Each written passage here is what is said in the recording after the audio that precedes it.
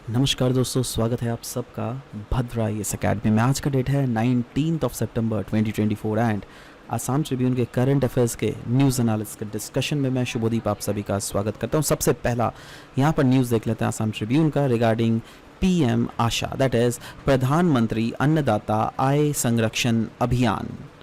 Cabinet, union cabinet ने approve किया है इस स्कीम का कंटिन्यूएशन, क्योंकि इस स्कीम के कंटिन्यूएशन से ऐसा देखा गया है फार्मर्स को रिलीफ मिला है। Farmers which is one of the most vulnerable section of the society, इनको कुछ ना कुछ रिलीफ प्रोवाइड किया गया है। लो साइड सो पीएम आशा, इसका एम क्या है? इसका एम है दैट कैसे एग्रीकल्चर प्रोडक्शन को रैशनलाइज किया जा सके, कैसे एग्रीकल्चर के जो प्रोड्यूस है उसको उसके प्राइसिंग को रैशनलाइज किया जा सके, उसके रिलेटेड पॉलिसीज जो बनते हैं उन पॉलिसीज को प्रॉपर रैशनलाइज किया जा सके। इसीलिए प्राइमरीली अगर ऑब्जेक्टिव देख लीजिएगा इस स्कीम का, वो यही है दैट यस, एफिशिएंसी को इन्हांस करना और साथ ही साथ जो एग्रीकल्चर वेस्टेज है उसको रिड्यूस करना, लीकेजेस जो है लीकेजेस को भी हम लोग को कहीं ना कहीं ऑप्टिमाइज करने की ज़रूरत है और इससे फ़ायदा होता है दैट फिस्कल गेन हमें देखने को मिलता है, राइट। सो हमें ही क्यों, मतलब मेनली हमारी एग्रीकल्चरल कम्युनिटी को, राइट। सो बेसिकली इसके कंपोनेंट्स क्या है, क्यों हम जब बोल रहे हैं दैट हाँ भाई एफिशिएंसी इंक्रीज होता है, वेस्टेज रिड्यूस होता है, फिस्कल गेन इंक्रीज होता है, how come I am telling this. So basically इसके कंपोनेंट्स को हम लोग को देखना पड़ेगा। सबसे पहला कंपोनेंट है pricing support scheme, that is PSS। देखो, सेंट्रल जो नोडल एजेंसीज है ना, वो प्रोक्योर करती है पल्सेस, ऑयल सीड्स और copra with the proactive role of state government. और यही नहीं, food corporation of India that is FCI और NAFED that is national agriculture cooperative marketing federation of India जो है, ये इस स्कीम को इम्प्लीमेंट कराने में मदद करती है। दूसरा जो कंपोनेंट है वो है प्राइस डेफिशिएंसी पेमेंट स्कीम और तीसरा कंपोनेंट है pilot of private procurement and stockist scheme. तो प्राइस डेफिशिएंसी पेमेंट स्कीम के अंडर स्टेट जो है वो प्रोवाइड करती है the differences between the price prevailing in mandis as well as जो मिनिमम सपोर्ट प्राइस के थ्रू प्रोवाइड किया जाता है, राइट। और ये जो ऑयल सीड्स है ना, सारे ऑयल सीड्स कवर किए जाते हैं इस प्राइस डेफिशिएंसी पेमेंट स्कीम के अंडर। अब देखो, इससे क्या फायदा हुआ ना किसान को, अदरवाइज किसान को डिस्ट्रेस सेलिंग करना पड़ता ना मार्केट में, right. Next is private procurement and stockist scheme. इसमें क्या करती है, प्राइवेट एजेंसीज प्रोक्योर करती है oil seeds from in coordination with the government, और जो प्राइवेट सेलेक्ट एजेंसीज को सेलेक्ट किया जाता है गवर्नमेंट के द्वारा, वो प्रोक्योर करती है इस ऑयल सीड्स को MSP में, मिनिमम सपोर्ट प्राइस में प्रोक्योर किया जाता है from the registered farmer, right. तो इससे हम लोग को क्या दिख रहा है दैट फार्मर्स को जो है ऑप्टिमम और मैक्सिमम प्राइसिंग दिया जाता है, राइट। सो उसी चीज़ का कंटिन्यूएशन रहेगा। एनीवेज, अभी हम लोग बात करेंगे एडिटोरियल पेज का ये आर्टिकल जहाँ पे मीडिया का इवॉल्विंग लैंडस्केप को फोकस किया गया है। अगर आज का मीडिया देख लीजिएगा ना, वो कन्फ्रंट हो रहा है विथ ह्यूज चैलेंजेस, और इसका मेन रीज़न क्या है पता है? टेक्नोलॉजी का इम्पैक्ट। अभी के ज़माने में देख लीजिएगा यूट्यूबर्स बहुत ज़्यादा इमर्ज हो रहे हैं, वही लोग जर्नलिस्ट बन गए भाई। और अब क्या है ना, देखो, एक जर्नलिज्म, प्रॉपर जो जर्नलिज्म है, वहाँ पर आपके अनऑथेंटिक सोर्सेस को डिलीवर नहीं किया जाएगा। बट एक यूट्यूबर क्या सोचता है, वो तो सोचता है भाई पैसे कमाऊंगा, जितने व्यूज आएंगे उतने पैसे आएंगे, राइट। इसलिए उसको क्या सही न्यूज़ क्या फेक न्यूज़ सब कुछ वो रिपोर्ट कर देता है। इससे काफ़ी ज़्यादा हमारे अभी मार्केट में देखने को मिल रहा है misinformation as well as disinformation बहुत ज़्यादा फैल रहा है। इनफैक्ट इंपॉर्टेंस ऑफ मीडिया, हम लोग क्यों बोल रहे हैं भाई, क्यों मीडिया लैंडस्केप को इतना फोकस क्यों किया? अरे भाई, मीडिया जो है वो फोर्थ पिलर ऑफ डेमोक्रेसी बोला जाता है मीडिया को, और मीडिया ही ऐसा एक हाउस है जो क्या गवर्नमेंट को अकाउंटेबल ठहरा सकती है। लोगों के जो पब्लिक डिस्कोर्स है उसको शेप किया जाता है मीडिया के द्वारा। मीडिया ही इंपावर करती है सिटीजन्स को। And there is risk of authoritarianism, कहीं ना कहीं हम लोग देखने को मिल रहा है दैट मीडिया के कारण जो है डेमोक्रेटिक वैल्यूज जो है वो थ्रेटन हो रही है।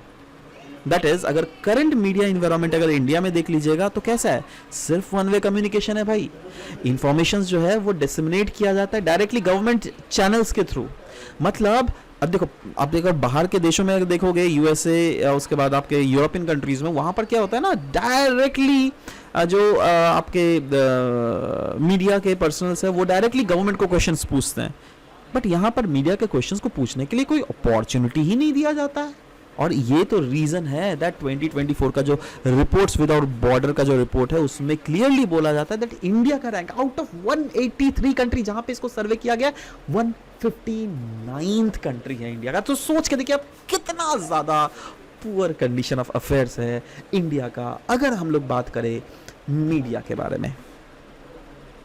इनफैक्ट यहां पे हेडिंग दिया गया rise of new media, that is यहाँ पे कंपेयर किया गया यूट्यूबर्स को, जो क्या एक नया मीडिया का पार्ट बन गए हैं, उनको ट्रेडिशनल जर्नलिस्ट से कंपेयर किया गया है। बोला जा रहा है देखो यूट्यूबर्स का जो इमर्जेंस है ना, बहुत ऑपरेट करता है इंडिपेंडेंटली बिना मीडिया एथिक्स को माने हुए, राइट। अब देखिएगा बहुत सारे ऐसे आपको क्लिक बेट वाले थंबनेल्स मिलेंगे, right. So there is a use of political campaigns as well, political leverage, politicians जो है वो लेवरेज करते हैं यूट्यूबर्स को फॉर स्मीयर कैंपेन। जी हाँ, बहुत समय ऐसा देखा गया, कुछ यूट्यूबर्स को पॉलिटिकल पार्टीज के कुछ लोग बोलते हैं अरे भाई मेरे फॉर में एक वीडियो बना दो, इतना पैसा ले लो। अरे अब देखो वो सब तो ऑफ कोर्स पैसा आउट नहीं होता, but these things do operate, right.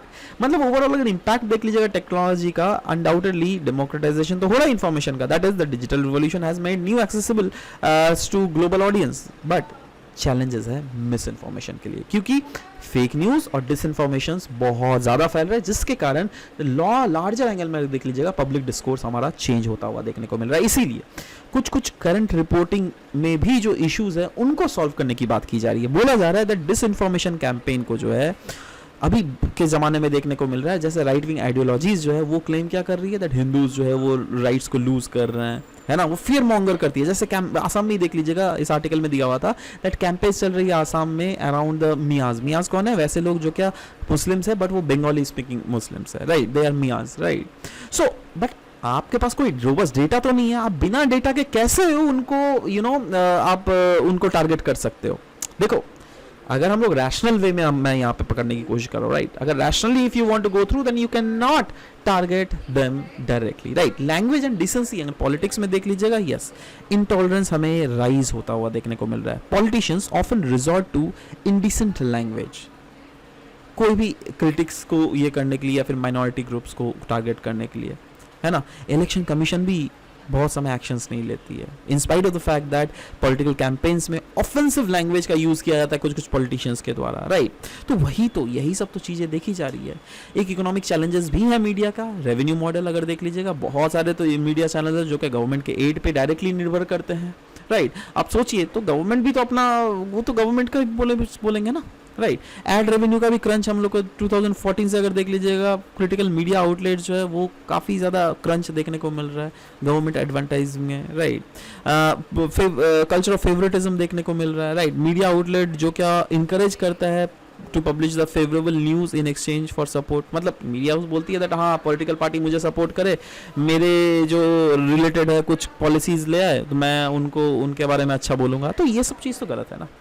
Overall यही सब ओवरऑल आर्टिकल में कंसर्न किया गया है, राइट। रेजिलियंस इन जर्नलिज्म अब बोला गया दैट हम लोग को अपहोल्ड करना पड़ेगा एथिक्स, हम लोग को कमिटमेंट करना पड़ेगा इंटीग्रिटी में, क्योंकि ऐसे बहुत सारे जर्नलिस्ट है, बहुत सारे अभी भी देश में मीडिया हाउसेज हैं जो क्या अभी भी एथिकल जर्नलिज्म को यूज करें despite of the fact that उनको कितना भी प्रेशर दिया जाए। बट साथ ही साथ अकाउंटेबिलिटी और एक्टिविज्म को भी हम लोग को प्रमोट करना पड़ेगा। मीडिया प्ले करता है critical role in uncovering the truths and holding power accountable. इसीलिए कंक्लूजन में हम लोग क्या बोल सकते हैं, yes there is a need of ethical media, क्योंकि जितना अभी दुनिया में हम लोग को टेंशन और पोलराइजेशन राइज होता हुआ देखने को मिल रहा है, इसीलिए बोला जा रहा है media must strive to counteract hate and promote understanding.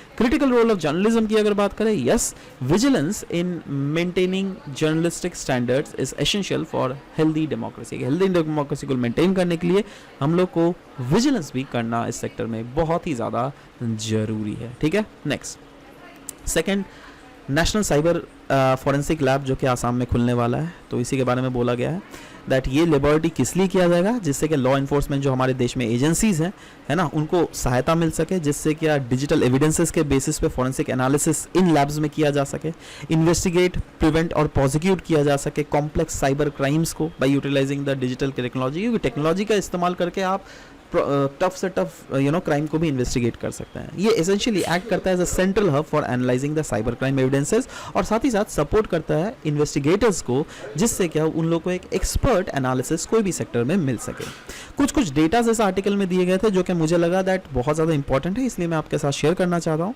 2023 में अराउंड 7,500 से भी ज़्यादा साइबर फ्रॉड के केसेस रजिस्टर किए गए थे, और अभी के समय में अगर देख लीजिएगा इस साल ये ट्रेंड लेकिन धीरे धीरे राइज ही कर रहा है। सेंट्रल गवर्नमेंट ने आइडेंटिफाई किया गया है that north eastern region as one of the 7 hotspot in cyber crime in the country. In fact ये जो लेबॉर्ट्री जो है ना, वो सेटअप कहाँ किया जा रहा है, लचित बरफुकान पुलिस एकेडमी देहरागांव में। In fact in addition to investigation of cases, ये लेबॉर्ट्री जो है टेक्निकल सपोर्ट प्रोवाइड करेगी पुलिस को भी, है ना, क्योंकि पुलिस को भी तो ऐसे बहुत सारे केसेस मिलते हैं ना, जिससे क्या फर्दर सोचो एक साइबर क्राइम होने वाला है, राइट, पुलिस को कुछ डेटा मिला तो वो इस लेबॉरेटरी के थ्रू फॉर केसेस को इन्वेस्टिगेट करके जल्दी से पहले ही प्रीएम्प्टिव मेजर्स ले, या फिर कुछ ऐसा मेजर ले जिससे उस क्राइम को रोक दिया जाए, राइट। तो ये सब फायदे होने वाले हैं इस second national cyber forensic lab, जो क्या ऑफ कोर्स हमारे असम के देहरागांव में खुलने वाला है, right. So this was all about the discussion, I hope that you have understood it. चलिए मिलते हैं नेक्स्ट सेशन में, till then bye bye, take care and thank you guys for listening to the whole video. Thank you very much guys.